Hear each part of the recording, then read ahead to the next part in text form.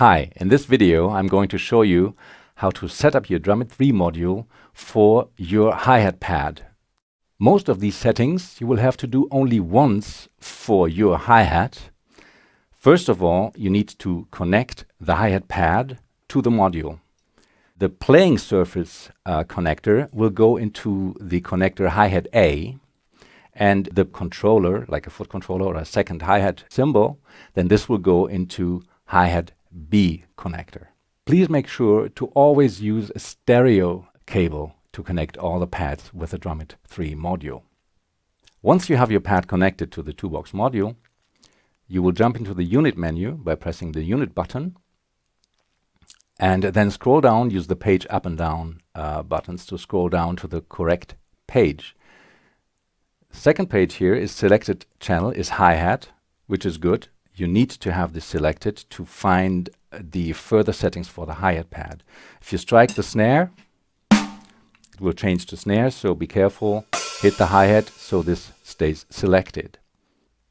Once you're sure you have the hi-hat selected, you use the page button to scroll down to the menu H-Cal or hi-hat calibration, and then you take your foot off the hi-hat, because now we're going to adjust the screw in the back of the unit. That's the raw value. And referring to the manual, you will see that each brand of hi-hat pad has a specific range in which it will work best. So please refer to the manual and turn the screw until you have the raw value within these borders. As you will find in the quick guide, the value for Roland hi-hats should be between 800 and 850. Yamaha pads like 850 to 900. And with the Alesis hi-hats, the raw value should be between 830 and 880. You can change that value later to fine-tune the hi-hat even more. The first value we need to set here is H-type. There are 3 different types of hi-hats that this module is prepared for. Alesis hi-hat, you should choose this one. 2Box hi-hat, you just choose this one. And in our case, we have a Roland hi-hat right now. We choose all others, that's DEF. Now we're almost done with setting up the hi-hat. What's left to do is to calibrate the opening space of your preferred opening space with your hi-hat. This you might have to repeat after you tear down your kit, transport it somewhere, and bring it back, but only once then, and it's really quickly done. You take the foot off the hi-hat paddle, and you see in the top left corner the calib button.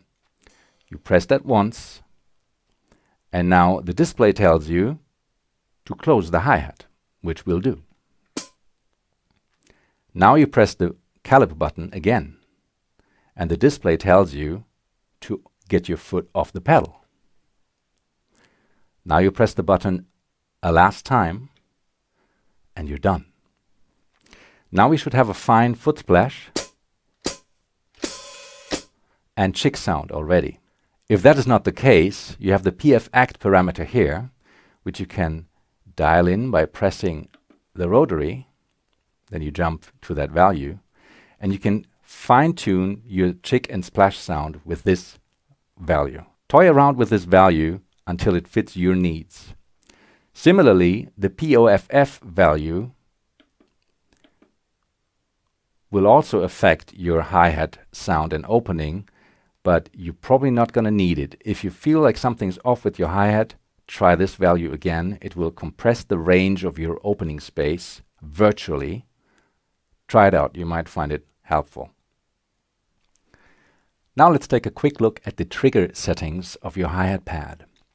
With the page button, we change to the trigger settings page. And the first thing we see is gain is flashing. And up here we have a level indicator. So when I hit my hi-hat, it's going to show me the level that the module interprets your hit. This should reach 0 decibel, like a 0 when you hit really hard. I know that I'm not going to hit harder than this mostly ever, so this is basically a good level for me to set the gain at 15. If you do it lower, the same amount of force will be less loud from the module side. So I'm going back to set the gain to 15. Some hi-hat pads might be a little too loud for your 2Box drum module, meaning that even if you hit the hi-hat softly, the decibel meter up here will go to 0 really easily. If that is the case, you use your page buttons and go down to the spec page. Up here in the left corner you see gain reduction, gain R. It's off right now. Pressing the relative button will switch that on. And with this setting, going back to the hi-hat gain, you should be able to set it correctly as discussed. There are two more parameters that you should set up to fine-tune the sensitivity of your hi-hat. One is called threshold and one is called curve, and you find them in the same page in the trigger menu. Threshold defines from what force that I hit the hi-hat with, the module will even accept the stroke. Meaning, if I put the threshold really high, meaning a low negative number, you will hear nothing until I'm really hitting it. On the opposite side, if I put the threshold really low, like a low negative number,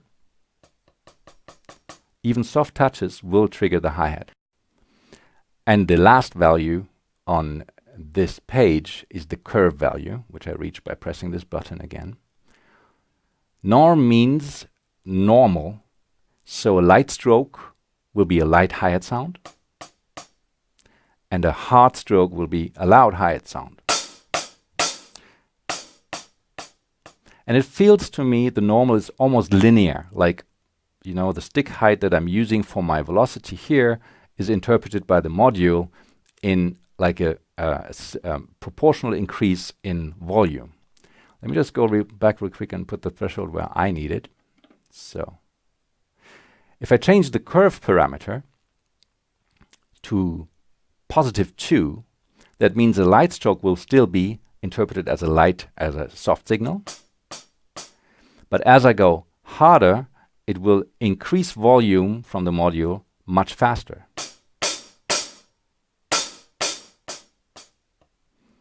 And on the opposite side, I have the -1 or 2, which does the opposite.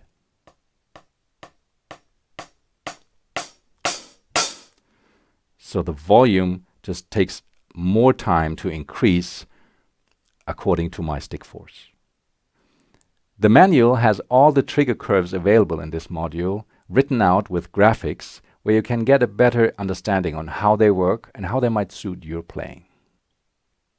The same curve setting you can apply separately in the next menu. You can take the page buttons down to H set. You have another curve parameter here, which will only affect the foot splash and foot chick sound of your hi-hat. Also, in the middle right here, that's a sensitivity just for the hi-hat footwork, and which basically works the same as the hi-hat gain, which we set for the pad before. I hope you found these informations useful. If you need any more, refer to the manual, which has a lot more details about this and other topics, and watch out for other videos on our channel.